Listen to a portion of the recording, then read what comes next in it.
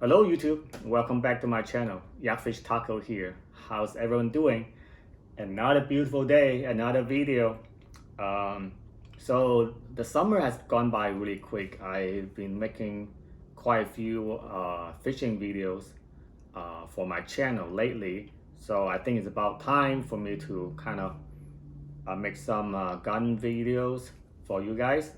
So what I have here today, I have a list of pistols, the CZ-P07, P365XL, another P365XL.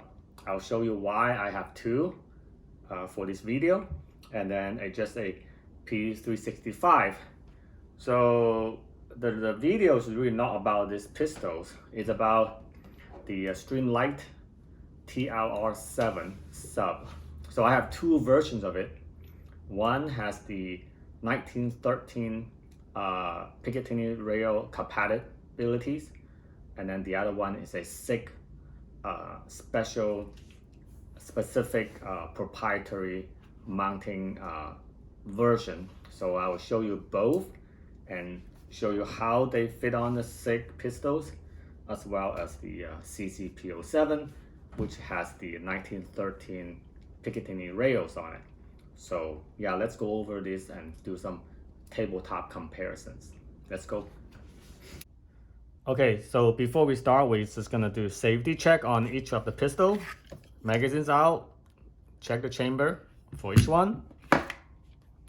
Magazine out, check chamber. Check it. Magazine out, check chamber. And so on for the CZ-P07. Okay, all right, so let's clear the table and let's talk about the unit. Okay, so these two units, they're basically the same model. There's nothing function-wise different on these two units, except one is designed to mount on a SIG proprietary rail, and then one is, it says 1913s. It will go on to any pistols with a 1913 mounting rails. So for quickly function of this light is you have both sides exactly the same function, on and off, and then also 2-click really quick for strobe. Now for the strobe, you will need to do a sequence of programming, which is basically click on it 10 times really quick and hold it on the 10 times to activate the strobe function, which you will look at the there's a lot of videos about it on YouTube to show you how to do it. Now, so for the SIG, basically it goes on really quickly. There's not much to it.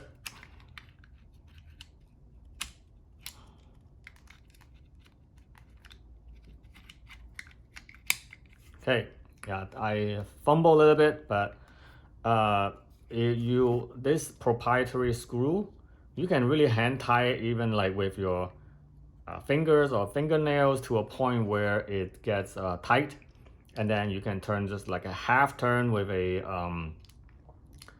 coin. I find a quarter works really well for this. You don't have to tighten it too tight because the screws is spring loaded inside, so that it will prevent it from the screw from backing it out under fire. So which is a really cool design from SIG. So now let's put this on for the another 365 that I have. Now this one has a technical development 1913 Picatinny rail adapter. It's a really good unit. It's really solid. It's made of polymer. Basically the same material as the grip module. So it's not gonna break. It fastens with 2 screws down here that clamped onto the existing rail. So that will kind of give you a 1913 mounting base. So this will go on as well pretty easily if I don't mess it up. Okay, so it goes on already. I just kind of hand tie it for the demonstration, and we can do some comparison. Yeah, and then we'll get the get the coin to fasten a little bit. Half turn. Okay, so it's pretty solid. And so to compare, first of all, is to see how high or how low this thing rides on the grip module. So when you compare this, you can see that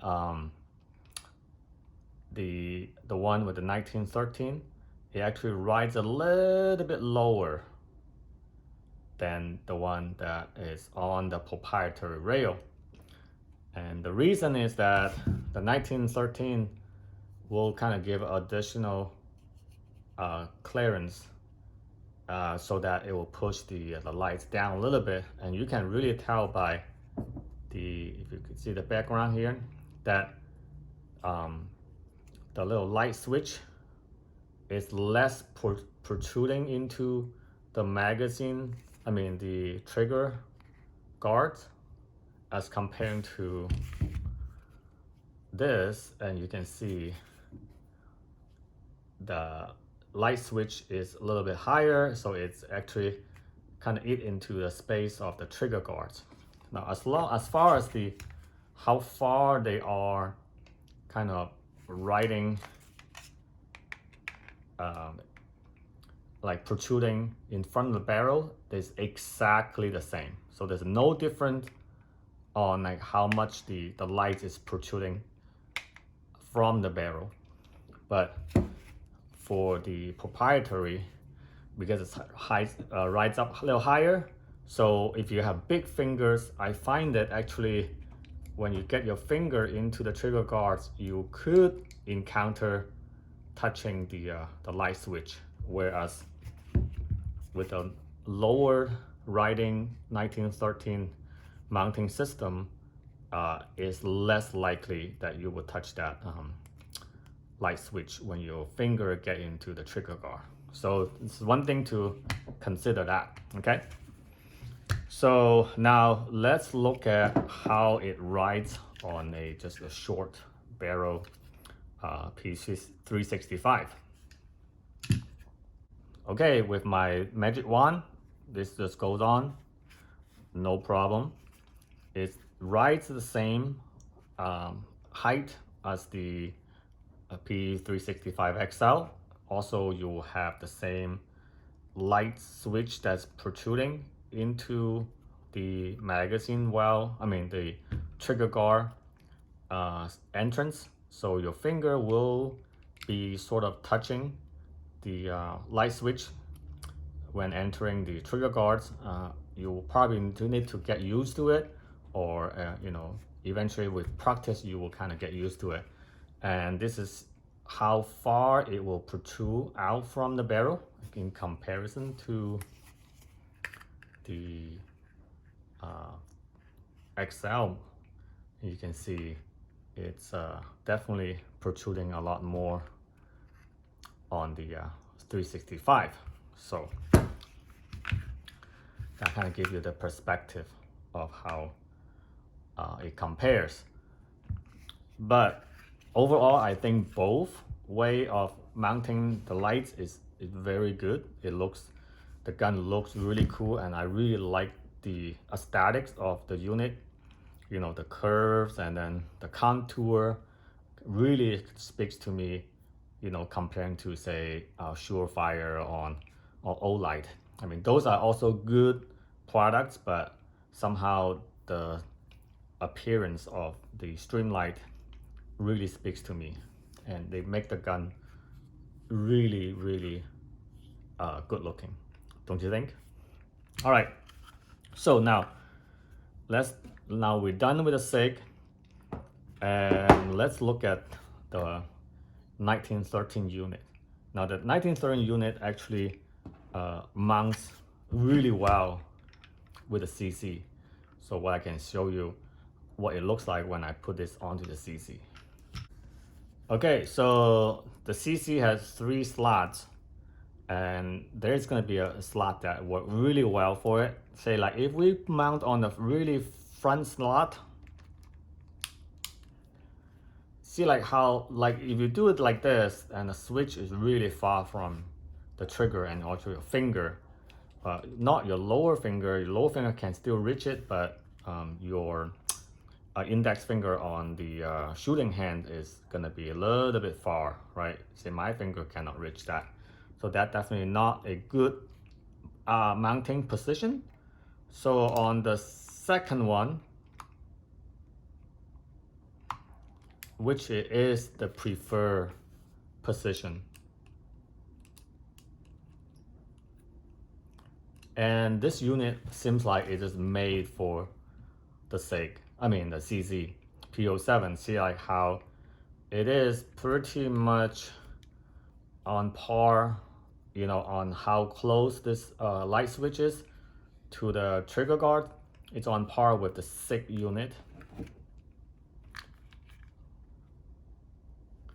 But also, you can see it does not really protrude much into the trigger guard, which is also a good thing if you have big fingers or you're wearing gloves.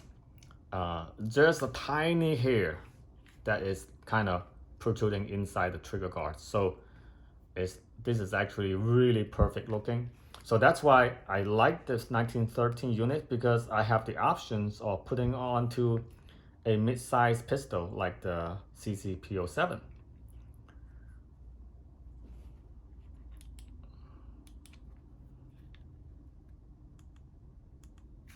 Yep, so you see like my finger, it reaches, gets onto the light switch, no problem.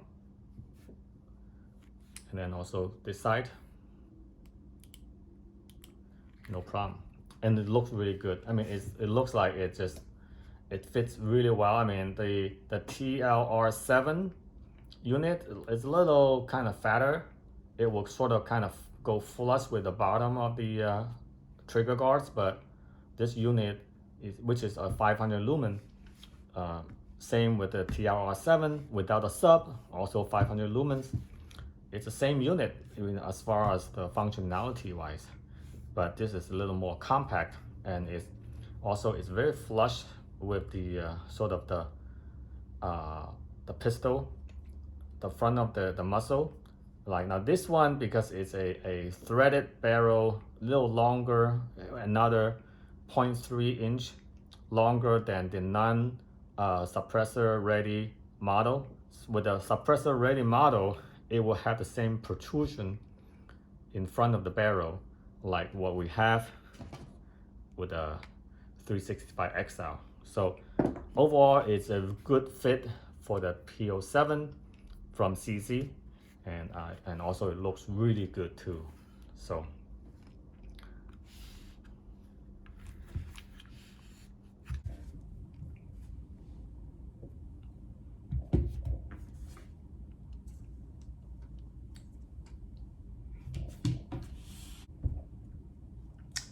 okay, so I'm gonna take this one to the range and do a little bit of shooting and show you guys the footage. And if you have any more questions, just hit the comment section below. If I can answer them, I will try to answer them as soon as possible. Otherwise, I will see you guys next time. Take care. Very good.